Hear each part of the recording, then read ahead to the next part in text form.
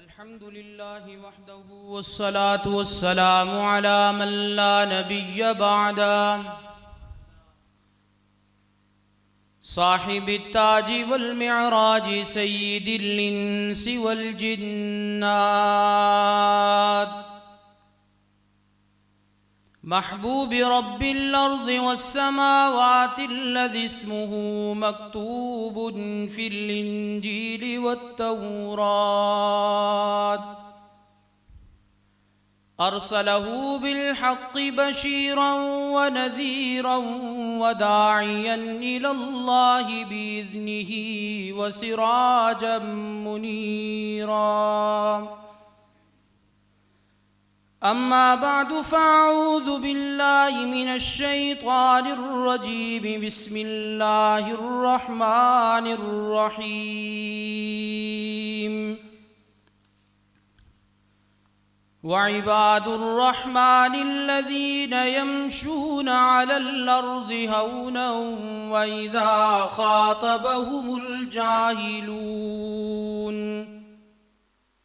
وإذا خاطبهم الجاهلون قالوا سلاما والذين يبيتون لربهم سجدا وقياما والذين يقولون ربنا اصرف عنا عذاب جهنم إن عذابها كان غراما سبحان ربك رب العزة عما يصفون وسلام على المرسلين والحمد لله رب العالمين اللهم صل على محمد وعلى آل محمد أفضل صلواتك بعدد معلوماتك وبارك وسلم ثم صل عليه. معزز سامعین کرام، آج پہلی مرتبہ آپ کی اس جامعہ مسجد میں سالانہ پروگرام میں آپ سے مخاطب ہونے کا شرف حاصل ہو رہا ہے. میرے کاندھوں پہ اس وقت کافی بوجھ ہے کہ ایک طرف استاذ الحدیث حضرت مولانا زبیر شاہ صاحب حفظہ اللہ اور ایک طرف ہمارے محسن مشفق حضرت مولانا شیر محمد عثمانی صاحب حافظہ اللہ تشریف فرما ہیں، اور میرے استاد محترم جن سے میں نے نور الانوار اور قافیہ کے اسباق پڑھے، استاد محترم حضرت مولانا عبد الباسط رحمانی صاحب بھی تشریف فرما ہیں، اور میرے علم میراث، ہدایہ اور دیگر کتب کے استاد حضرت مولانا عثمان فاروقی صاحب بھی تشریف فرما ہیں. بڑے بھائی حضرت مولانا عطاء الرحمن صاحب بھی میرے استاذ بھی ہیں، بڑے بھائی بھی ہیں. تو یہ میرے کاندھے پہ اس وقت بڑا بوجھ ہے کہ میں ان کی موجودگی میں آپ سے مخاطب ہوں، لیکن اپنے اساتذہ اور والد محترم کا پڑھایا ہوا سبق آپ کو دل لگا کے سناؤں گا انشاءاللہ العزیز. اور آج کے دن میں میرا یہ تیسرا بیان ہے. ظہر کے بعد اٹک میں تھا، عصر کے بعد بھی وہیں اٹک میں ایک اور مسجد میں، اور ابھی یہ تیسرا بیان ہے انشاءاللہ العزیز. تو کوئی کمی کوتاہی گلے کے حوالے سے رہ گئی تو معذرت خواہ ہوں. معزز سامعین کرام، آج مجھے یہاں بڑے بڑے چہرے نظر آ رہے ہیں جو بڑے محبین ہیں ہمارے اور محبوب بھی ہیں دین کی نسبت سے، لیکن نام نہیں لوں گا، آپ سمجھ جائیں گے کہ چند دن قبل حمامت المسجد جنہیں میں لقب دوں گا، بھائی حمید اللہ صاحب کے والد محترم مولانا اسماعیل معاویہ صاحب کے والد محترم وہ نظر نہیں آ رہے، اللہ غری کے رحمت فرمائیں۔ اور میرے بھائی ہمارے شاگرد تھے مولانا یعقوب صاحب، صوفی باصفا تھے، وہ بھی آج نظر نہیں آ رہے، اللہ غری کے رحمت فرمائے۔ قرآن کریم کے جس حصے کا میں نے انتخاب کیا، اس حصے میں دو چیزوں کا ذکر ہے کہ ہم نے دن کیسے گزارنا ہے اور رات کیسے گزارنی ہے۔ اور یہ میں پہلے کہہ دوں کہ آپ میرا ساتھ دیں گے کہ نہیں دیں گے انشاءاللہ، ایسے خاموشی سے نہیں، بڑی بیداری سے۔ تیسرے بیان کے بعد ہم نے گجرانوالہ تک سفر بھی کرنا ہے انشاءاللہ، تو آپ اتنا محبت کا ثبوت ضرور دیں کہ تاکہ میری پچھلی تھکاوٹ ختم ہو جائے انشاءاللہ۔ اور علماء سے معذرت سے میں کچھ بیان کے دوران ظرافت طبع بھی رکھتا ہوں مجمع کو ساتھ جوڑنے کے لیے، تو اس کو اگنور کیجئے گا۔ ہم نے دن کیسے گزارنا ہے اور رات کیسے گزارنی ہے، یہ دو چیزیں سمجھاؤں گا۔ نوجوانوں، آپ سے میں مخاطب ہوں زیادہ، ہمارا دن کیسا ہو اور ہماری رات کیسی ہو۔ آج ہم نے دن کا معیار یا دن گزارنے کا طریقہ شریعت کے خلاف بنایا، تو دن میں ہماری نیندیں ہونے لگیں، راتیں ہماری بیداری میں ہونے لگیں، جو وقت گھر کا تھا وہ ہمارا باہر ہونے لگا۔ اللہ ہمیں سنت کے عین مطابق زندگی گزارنے والا بنا دے۔ تو بس یہی قرآن کی روشنی میں ہم اشاعت التوحید و سنہ کے لوگ ہیں، ہم قرآن کے داعی ہیں، قرآن کے طالب علم ہیں، اس سے باہر نہیں جاتے ہم، کہ ہم نے زندگی میں اپنے دن اور رات کیسی گزارے کہ ہم اللہ کے محبوب بندوں میں ہمارا شمار ہو جائے۔ تو آئیے، دن گزارنے کے اللہ نے دو اصول ذکر کیے، یہ پہلا ٹیسٹ آپ کا ہونے لگا انشاءاللہ۔ فرمایا وَعِبَادُ الرَّحْمَنِ الَّذِينَ يَمْشُونَ عَلَى الْأَرْضِ هَوْنًا۔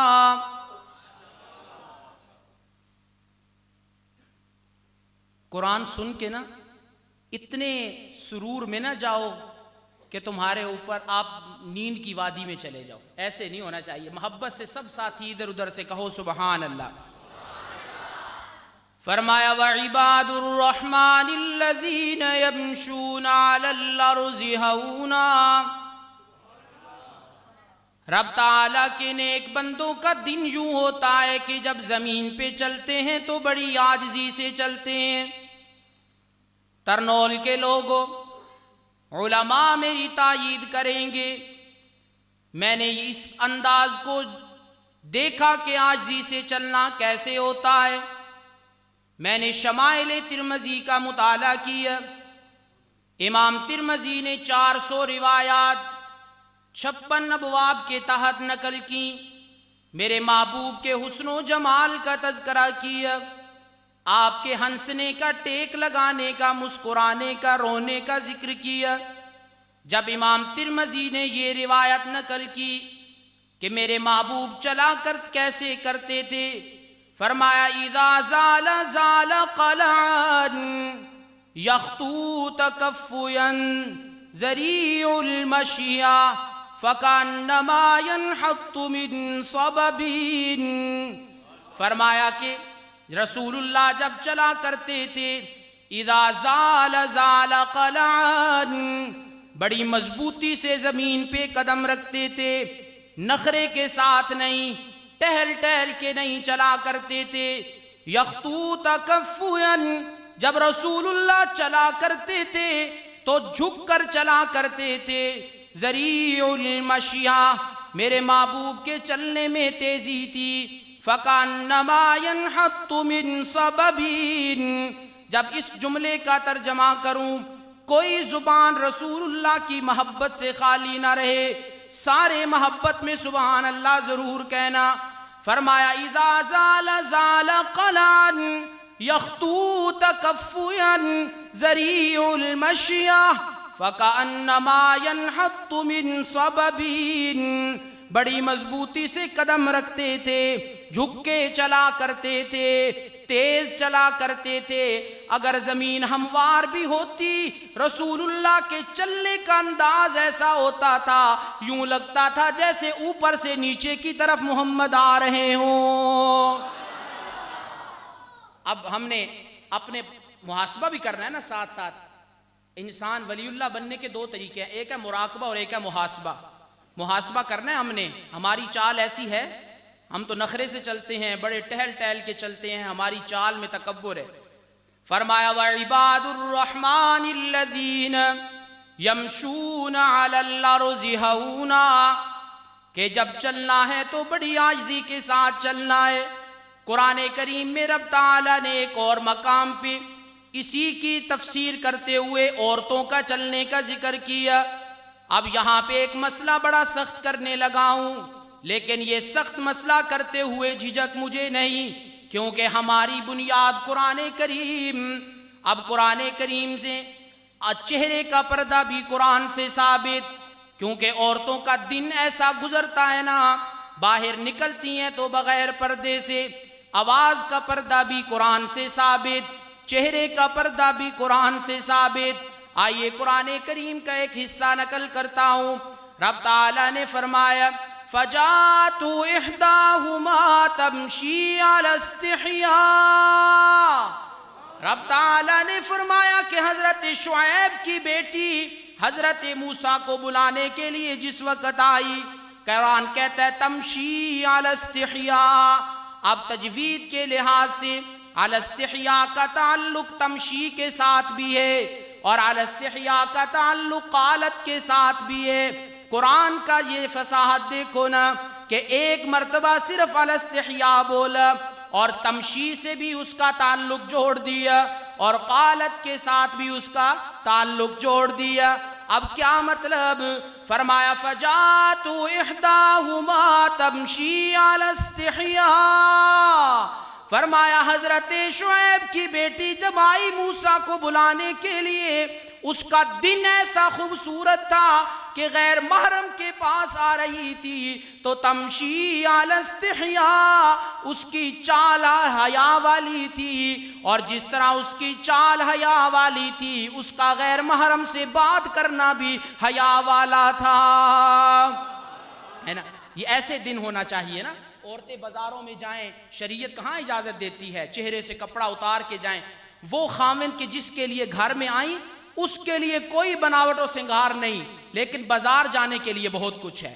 میری آج تقریر میں تھوڑی سی شدت ہوگی اور میڈیالا میں کہ لوگوں میں شدت ہوتی ہے ان مسائل کے اندر، ذرا سنیے گا۔ فرمایا قرآن کریم کا دوسرا حصہ پڑھنے لگا ہوں، ہمارا دن کیسا خوبصورت ہونا چاہیے۔ 15واں پارہ سورہ کہف کا سنیے گا۔ فرمایا المال والبنون زینت الحیات الدنیا والباقیات الصالحات خیر عند ربک ثوابا وخیر املا۔ رب تعالیٰ نے فرمایا مال و دولت اور بیٹے دنیا کی زینت۔ میرے دل میں سوال پیدا ہوا، مولا مال و دولت اور بیٹے دنیا کی زینت، بیٹیوں کا ذکر تو نے یہاں پہ کیوں نہیں کیا میرے مولا؟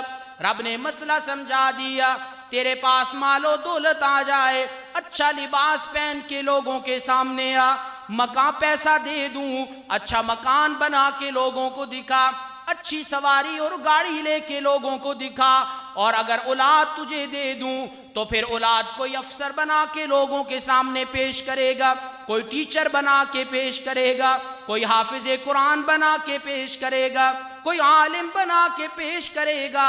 رب تعالیٰ نے فرمایا مال و دولت اور بیٹے میں نے دنیا کی زینت بنا دیے، مولا تو نے بیٹیوں کا ذکر کیوں نہیں کیا؟ رب نے مسئلہ سمجھا دیا، مال و دولت اور بیٹے دنیا کو دکھا سکتے ہو لیکن بیٹیاں دنیا کو دکھانے کے لیے نہیں، وہ تو گھر کی چار دیواری میں رکھنے کے لیے ہوتی ہیں۔ ٹھیک ہے، فرمایا کہ یمشون علی الارض ہونا، ہمارا دن ایسا ہو کہ چال عاجزی والی، مرد کی چال بھی عاجزی والی، عورت کی چال بھی عاجزی والی۔ حدیث پاک میں آیا التسبیح للرجال والتصفیق للنساء، یہاں پہ میں نماز پڑھا رہا ہوں، اس مسجد کے اندر میں بھول گیا نماز پڑھاتے ہوئے، مجھے پتہ نہیں چلا، کسی رکن میں مجھ سے فرق لگ گیا۔ اگر میرے محترم محافظ صفی اللہ صاحب نے مجھے متنبہ کرنا ہو تو ان کے لیے شریعت کہتی ہے کہ آپ نے سبحان اللہ والا کلمہ بولنا ہے، لیکن اگر مردوں کو بھی پتہ نہیں چلا کہ امام صاحب بھول گئے، عورتیں ساتھ پردے میں نماز پڑھ رہی ہیں، تو اس وقت کیا کرنا ہے؟ فرمایا کہ عورتیں جس وقت نماز پڑھ رہی ہوں تو عورتوں نے سبحان اللہ والا کلمہ جتنا بھی بلند و بالا، جنت میں درخت لگ جاتا ہے، ہزاروں سال اس کا سایہ ختم نہیں ہوتا، عربی نسل کا گھوڑا دوڑتا رہے۔ فرمایا کہ جتنا بھی خوبصورت کلمہ ہے، جی فرمایا جتنا بھی خوبصورت کلمہ سبحان اللہ والا ہے، لیکن عورتوں نے یہ کلمہ نہیں کہنا، بلکہ التصفیق للنساء، عورتوں نے اپنے دائیں ہاتھ کو بائیں ہاتھ کی پشت پہ مارنا ہے۔ سمجھا دیا مسئلہ کہ عورتوں کا عام باتیں لوگوں سے کرنا تو دور کی بات، عورتیں تو رب کا ذکر بھی مردوں کے سامنے اونچی آواز سے نہیں کر سکتی، ہے نا؟ اچھا یہاں تک تو آپ نے پہلے بھی سنی ہوگی، لیکن میں اگلی بات کرنا چاہتا ہوں۔ ترنول کے لوگوں، رسول اللہ نے تصفیق کا لفظ ذکر کیا، مفتی الیاس صاحب تصفیق کا لفظ ذکر کیا، تصدیہ کیوں نہیں فرمایا کہ تالی ہو؟ اب مسئلہ سمجھیے گا۔ ترنول کے لوگوں، رب تعالیٰ کے محبوب نے فرمایا کہ التسبیح للرجال والتصفیق للنساء، مردوں نے سبحان اللہ کہہ کے متنبہ کرنا ہے اور عورتوں نے بائیں ہاتھ کی پشت پہ دایاں ہاتھ مارنا ہے۔ میرے دل میں سوال آیا، مولا رسول اللہ نے یہاں تصدیہ تالی کا ذکر کیوں نہیں کیا؟ تو مسئلہ سمجھ آیا، تالی کے اندر بھی فطرتی ترنم ہوتا ہے۔ رب نے محبوب نے مسئلہ سمجھایا، آواز کا پردہ اتنا گہرا ہے کہ زبان کی حرکت اور اس کی آواز تو عورتوں تک پہنچنا دور کی بات، عورتوں کے ہاتھوں کا ترنم بھی مردوں تک نہیں آنا چاہیے۔ سمجھ گئے؟ جی فرمایا کہ ہمارا دن کیسا ہونا چاہیے، ہمارا دن ایسا خوبصورت۔ آؤ ذرا میں اما عائشہ صدیقہ رضی اللہ تعالیٰ عنہا کی ایک بات سنا کے آگے چلتا ہوں۔ ہمارا موضوع تو توحید ہے نا، مین موضوع، میں اس پہ بھی آؤں گا انشاءاللہ، اور آج کچھ سنانا چاہتا ہوں۔ اما عائشہ صدیقہ رضی اللہ تعالیٰ عنہ فرماتی ہیں، جنت کے اندر حوروں کا اور دنیا کی نیک عورتوں کا آپس میں مکالمہ ہوگا۔ جنت کی حوریں ترانہ پڑھیں گی، پھر مقابلے میں دنیا کی نیک عورتیں بھی ترانہ پڑھیں گی، لیکن آخر کار غالب دنیا کی نیک عورتیں حوروں پر آ جائیں گی۔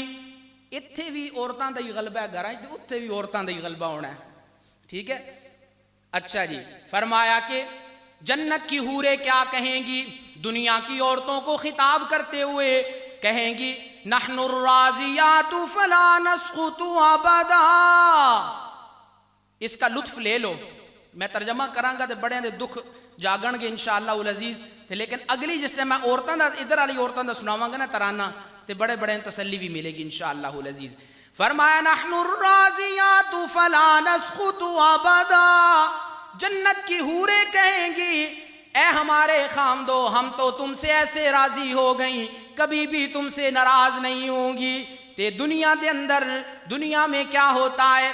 آج گھر میں نمک نہیں آیا تو جھگڑا شروع، گھر میں راشن کی کمی ہوئی تو جھگڑا شروع، عید پہ اچھا سوٹ نہیں لے کے دیا تو جھگڑا شروع، گھر میں بیوی کو اس دن جس دن اس نے کہا اس کے ماں باپ گھر کے گھر نہ پہنچایا تو جھگڑا شروع۔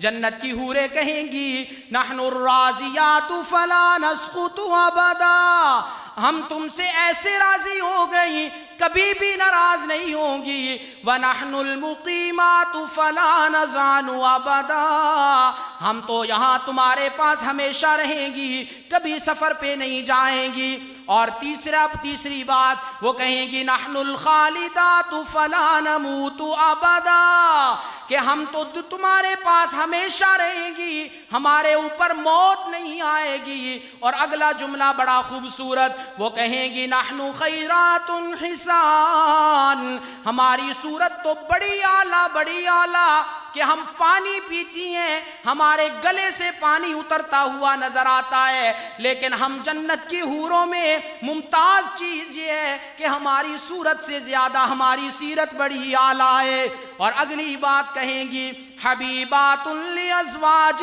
کرام، جنت کی حوریں کہیں گی ہماری ایک اور صفت سن لو کہ ہم نے اپنے خامدوں کے علاوہ کسی کو اپنا محبوب بھی نہیں بنایا ہے۔ یہ کون کہیں گی؟ جنت کی حوریں ترانہ سنائیں گی۔ اور جس وقت دنیا کی نیک عورتوں کی باری آئے گی تو نیک عورتیں کیا کہیں گی؟ نحن المصلیات وما صلیتن، ٹھیک ہے کہ تم اپنے خامدوں سے کبھی ناراض نہیں ہوگی، تم نے ہمیشہ ان کے پاس رہنا ہے، سفر پہ نہیں جاؤ گی، موت تم پہ نہیں آئے گی، تمہاری سیرت بھی بڑی اعلیٰ، تم نے اپنا محبوب بھی اپنے خامدوں کو بنایا، لیکن ہم نے بھی تو پھر وفا کی تھی نا۔ نحن المصلیات وما صلیتن، ہم دنیا میں نمازیں پڑھ کے آئی ہیں، حوروں تم نے تو سجدہ بھی رب کو کوئی نہیں کیا ہے۔ نحن الصائمات وما صمتن، ہم نے دنیا میں روزے رکھ کے لطف لیا ہے، تم نے تو روزے کی عبادت کا لطف بھی نہیں لیا۔ نحن المتوضیات وما توضاتن، ہم نے تو سردی کے اندر ٹھنڈے پانی سے وضو کر کے رب کو راضی کیا، تم نے تو وضو بھی کوئی نہیں کیا۔ وَنَحْنُ الْمُتَصَدِّقَاتُ وَمَا تَصَدَّقْتُن، ہم نے اپنی خاوند کی اجازت کے ساتھ اپنے مال و دولت سے صدقہ کر کے اسے راضی کیا، تم نے تو وہ بھی راضی نہیں کیا، تم نے تو صدقہ نہیں کیا۔ اما عائشہ فرماتی ہیں جب حوریں اپنا ترانہ سنائیں گی، ادھر سے دنیا کی نیک عورتیں مقابلے میں ترانہ سنائیں گی، اب یہ ترانہ وہی عورتیں سنائیں گی جن کا دن نماز میں گزرے گا، جن کا دن روزے سے گزرے گا، جن کا دن وضو سے گزرے گا، جن کا دن صدقہ کرتے ہوئے گزرے گا۔ اماں جی فرماتی ہیں جب دنیا کی عورتیں انہیں جواب دیں گی تو رب تعالیٰ اس میں اتنی تاثیر رکھ دیں گے کہ دنیا کی عورتوں کو جنت کی حوروں پہ غلبہ عطا کر دیں گے۔ بات کہاں سے کہاں نکل گئی؟ فرمایا وَعِبَادُ الرَّحْمَنِ الَّذِينَ يَمْشُونَ عَلَى الْأَرْضِ هَوْنًا، کہ رب تعالیٰ نے فرمایا کہ میرے نیک بندے وہ ہوتے ہیں جب زمین پہ چلتے ہیں تو ان کی چال میں بڑی عاجزی ہوا کرتی ہے، عورتوں کی چال میں بھی بڑی عاجزی، اور آواز کا پردہ اپنی جگہ پہ۔ فرمایا وَلَا يَضْرِبْنَ بِأَرْجُلِهِنَّ، ان کی آواز کا پردہ اپنی جگہ پہ، ان کی تالی کا پردہ اپنی جگہ پہ، عورتیں تو اپنا پاؤں بھی زمین پہ زور سے نہ ماریں کہ وہ آواز بھی مردوں تک نہ پہنچے، ہے نا؟ ہمارا یہ دین ایسا ہونا چاہیے۔ چال کیسی ہوگی؟ آئی اور عاجزی والی چال تبھی ہوگی کہ مرد بھی رسول اللہ کے طریقے کے مطابق چلے اور عورتیں ازواج مطہرات کے طریقے کے مطابق چلیں، تو پھر چال میں عاجزی اللہ پیدا کر دیں گے۔ اب دوسری چیز کیا ہے؟ فرمایا کہ وَإِذَا خَاطَبَهُمُ الْجَاهِلُونَ قَالُوا سَلَامًا، رب تعالیٰ نے فرمایا تمہارے دن گزارنے کا پہلا اصول چال عاجزی والی، اور دوسرا اصول بات سلامتی والی۔ بات کون سی؟ سلامتی والی۔ اب اس کے دو مطلب علماء تشریف فرمائیں، تائید کریں گے میری انشاءاللہ العزیز۔ پہلا مطلب اس بات کا کہ جس وقت بد مزاج لوگوں سے تمہارا ٹاکرا ہو جائے تو ان بد مزاجوں سے بد مزاج نہیں بننا، اپنی عزت بچاتے ہوئے سلام کر کے آگے نکل جاؤ۔ اور دوسرا معنی سلامن کہ قولاً سلاما، کہ جس وقت تمہارا بد مزاج لوگوں سے ٹاکرا ہو جائے اور تمہیں برا بھلا کہنے لگ جائیں، شریعت کے کسی مسئلے کے خلاف بولنے لگ جائیں اور دین کے خلاف باتیں کرنے لگ جائیں، قرآن کہتا ہے وَإِذَا خَاطَبَهُمُ الْجَاهِلُونَ قَالُوا سَلَامًا، تمہارا اس وقت دن ایسا ہونا چاہیے کہ میں رب پہ بھروسہ کرتے ہوئے کسی کی جائیداد کی پرواہ نہیں، کسی کے M P A M N A ہونے کی پرواہ نہیں، بلکہ جس کے سامنے دیکھو کہ غلط اسے سیدھی بات کر دو۔ اور قرآن کہتا ہے تمہارا دن ایسا خوبصورت ہوگا کہ تمہاری چال بھی عاجزی والی ہو جائے گی، تمہاری بات بھی سلامتی والی ہو جائے گی۔ میں بڑا مختصر کر رہا ہوں انشاءاللہ، اب تھوڑا سا آگے۔ اب یہ تو تھا ترنول کے لوگوں ہمارا دن کیسا ہونا چاہیے، اب ہے کہ ہماری رات کیسی ہونی چاہیے۔ فرمایا والذین یبیتون لربہم سجدا وقیاما، فرمایا کہ رات ایسی ہونی چاہیے کہ رات میں ہم ہوں اور ہمارا خدا ہو، مصلی ہو اور ہماری پیشانی سجدے میں ہو۔ ایسی راتاں رب گھر رہن واسطے بنائیاں کہ پارکاں پھرن واسطے؟ بولو بولو، گھر رہنے کے لیے بنائی ہے نا۔ تو فرمایا والذین یبیتون، ہماری راتیں ایسی ہونی چاہیے کہ گھر میں رہو، موقع ملے تو ہم ہوں اور ہمارا خدا ہو، پھر راز و نیاز کی باتیں اس سے ہونی چاہیے۔ اب یہاں میں کچھ بات کرنا چاہتا ہوں۔ فرمایا والذین یبیتون لربہم سجدا وقیاما، ہماری راتیں ایسی خوبصورت ہونی چاہیے کہ ہم رات ہماری کبھی کبھی یوں بھی گزرنی چاہیے کہ سجدہ کرتے ہوئے قیام کرتے ہوئے گزر جائے۔ یہاں دو باتیں عرض کرنا چاہتا ہوں۔ پہلی بات فرمایا والذین یبیتون لربہم، یہ لربہم کا جملہ ذرا سنیے گا۔ فرمایا والذین یبیتون لربہم، راتیں گزرنی چاہیے سجدے اور قیام میں، لوگوں کے دکھاوے کے لیے نہیں، سارے محبت سے جواب دینا، کس کو راضی کرنے کے لیے، کس کی رضا کے لیے؟ اللہ کی رضا کے لیے۔ اور دوسرا معنی سنیے گا، رب تعالیٰ نے اس مسئلہ سمجھا دیا۔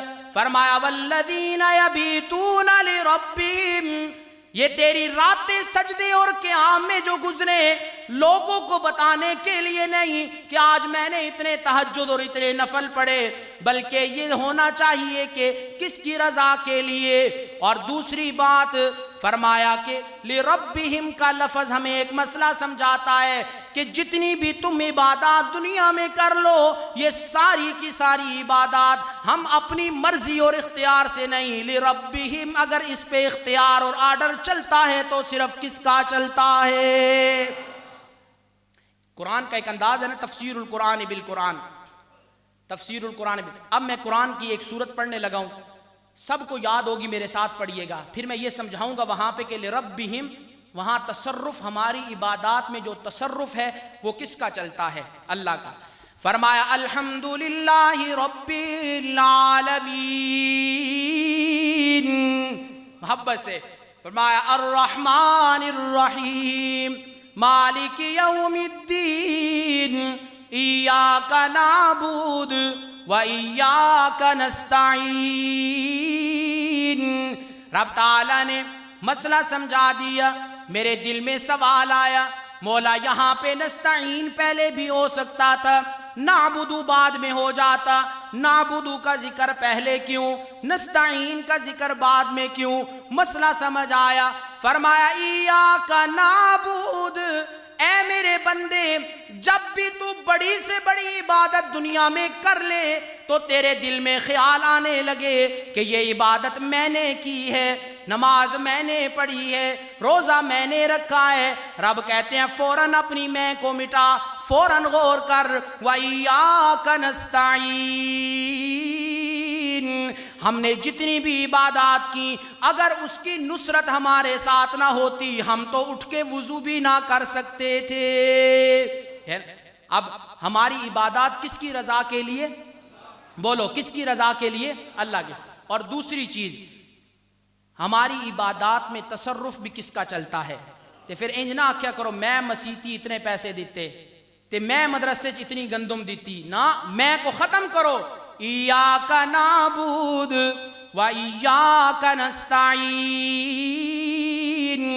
رب نے عبادت کا ذکر پہلے کیا، استعانت کا ذکر بعد میں، مسئلہ یہ سمجھایا بڑی سی بڑی عبادت کر لو لیکن عبادت کے بعد اپنی طرف اس کی نسبت نہیں کرنی، بلکہ کہنا ہے یہ عبادت مجھ سے اگر کروائی ہے تو کس نے کروائی ہے۔ اب قرآن کے ایک اور حصہ پڑھنے لگا ہوں۔ آج ذرا میں تھوڑا سا جلدی میں ہوں کیونکہ مجھے پتہ ہے کہ میری تقریر مکمل ہوگی تو والد صاحب کریں گے، تو وہ کافی تھکے ہوئے ہیں، تو اس لیے میں ذرا جلدی میں ہوں۔ ایک قرآن کا ایک اور حصہ پڑھتا ہوں۔ رب تعالیٰ نے فرمایا، پریشان نہیں ہونا بھائی، میں پہلے کہہ رہا ہوں، فرمایا قل ان صلاتی ونسکی ومحیای ومماتی للہ۔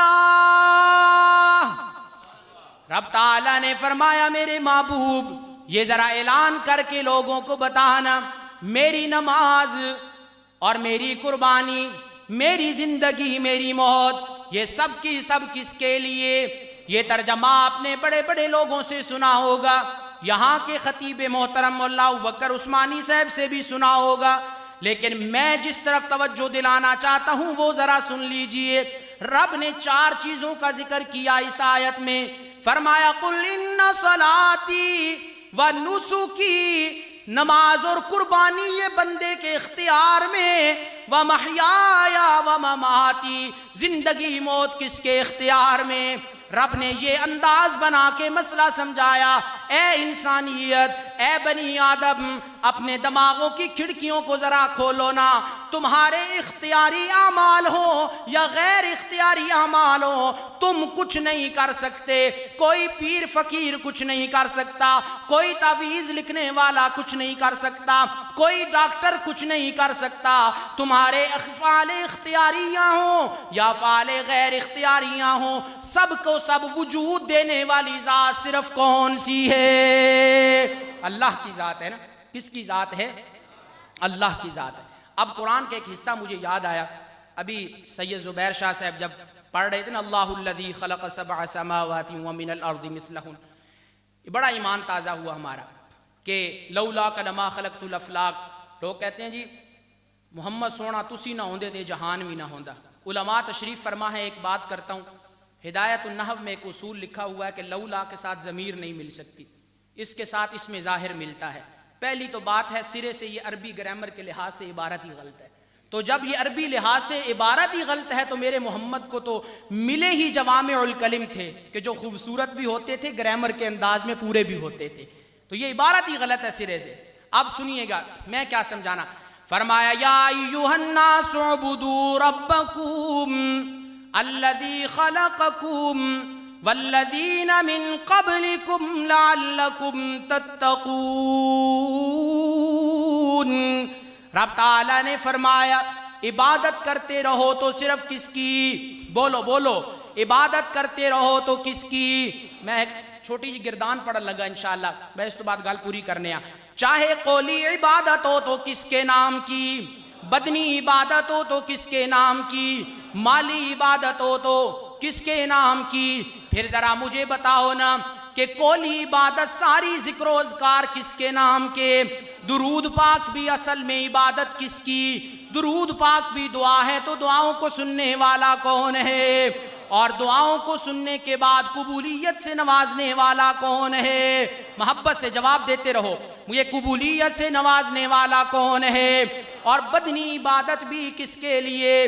اور مجھے بتاؤ طواف بدنی عبادت ہے یا کہ نہیں؟ حج بدنی عبادت ہے یا کہ نہیں؟ پھر طواف بیت اللہ کا صرف ہونا چاہیے، قبروں کا طواف نہیں، مزاروں کا طواف نہیں۔ اور بدنی عبادت حج بھی صرف کس کے لیے؟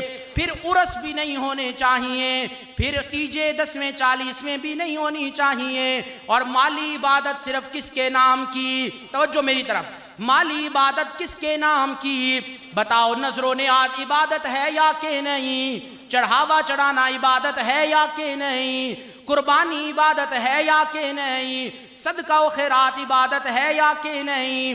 اور رب کے راہ میں گندم دینا عبادت ہے کہ نہیں؟ عشر دینا عبادت ہے کہ نہیں؟ فرمایا جب قولی عبادت بھی اسی کے نام کی تو پھر محبت سے جواب دو، ہماری بدنی عبادت بھی صرف کس کے نام کی؟ ہماری مالی عبادت بھی کس کے نام کی؟ کس کے نام کی ہونی چاہیے؟ اللہ کی۔ اب اس پہ دلیل کیا ہے؟ صرف رب کی عبادت کیوں جی؟ دلیل بڑی سادی سی، فرمایا الذی جعل لکم الارض فراشا والسماء بناء وانزل من السماء ماء فاخرج به من الثمرات رزقا لکم۔ فرمایا کہ اس رب کی عبادت صرف اس وجہ سے، زمین اس نے بنائی، آسمان اس نے بنایا، بارش وہ اتارتا ہے، اور بارش کا قطرہ جب زمین میں جاتا ہے، زمین کو ہلکا سا چیرا دے کر اس کے پیٹ میں پانی کا قطرہ اتارنا، وہاں سے پھر انگوریاں نکالنا۔ فرمایا یہ چار کام کرنے والا کون؟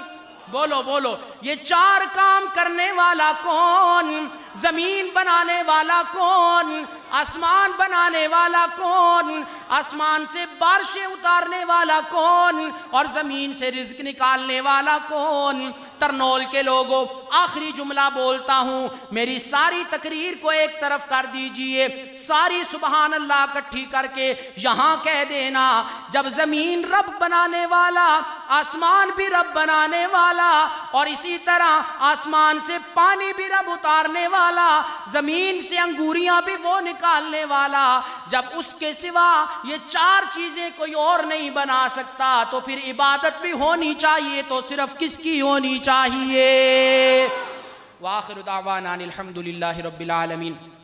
آخر میں ہمارے اس پروگرام کی جو محنت کی مولانا نعمان دین صاحب اور ان کے جو غالباً کزن تھے ساجد بھائی، اللہ غری کے رحمت فرمائے، نعمان صاحب کو اور دیگر جتنے لوگوں نے اس میں خرچ کیا، محنت کی کسی بھی لحاظ سے، مولانا الیاس معاویہ صاحب، مولانا سلیمان معاویہ صاحب اور دیگر جتنے بھی احباب ہیں، اللہ سب کو جزائے خیر عطا فرمائے۔ آخر میں ایک بات کہنا بحیثیت مسلمان ضروری سمجھتا ہوں، ابھی چند دن قبل جو ظلم حضرت مولانا مسعود الرحمن عثمانی صاحب کے اوپر ہوا، دل کی گہرائیوں سے مذمت کرتا ہوں، اور اس کے بعد دل کی گہرائیوں سے دعا کرتا ہوں اللہ ان کی اس شہادت کو درجات عالیہ سے نواز دے، اللہ عمل کی توفیق۔